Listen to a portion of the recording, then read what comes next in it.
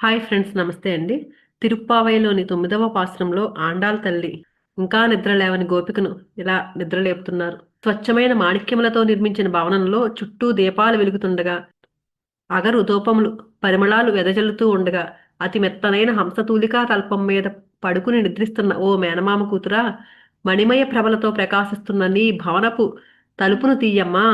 ఏవమ్మా మేనత్త, నువ్వైనా ఆమెను లేపమ్మా.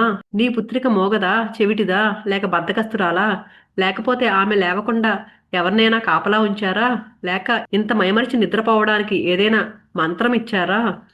ఆమెకి ఏమైంది నిద్ర లేవట్లేదు?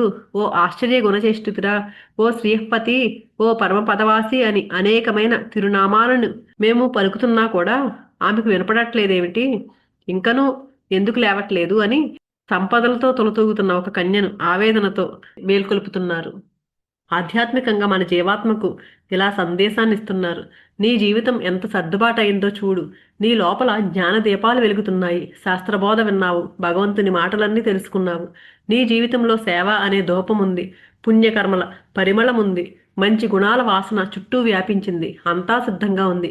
అయినా సరే నువ్వు ఆత్మ జాగృతికి ఇంకా లేవలేదు. సూక్ష్మమైన అహంకారం అనే హంసతూలికా మంచం మీద నేను బాగానే ఉన్నాను అనే భావంతో సుఖంగా నిద్రపోతున్నావు.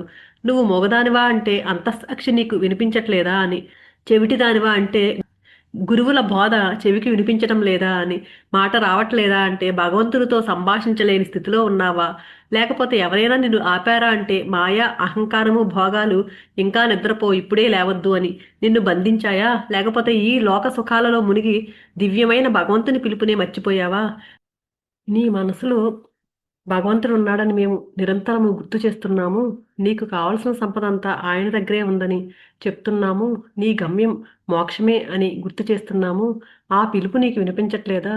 ఇంకా అవిద్య అనే నిద్రలోనే ఉండాలనుకుంటున్నావా?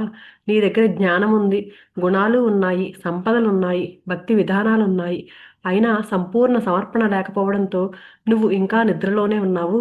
అందుకే జ్ఞానమున్నా జాగృతి లేకపోతే అది కూడా నిద్రే.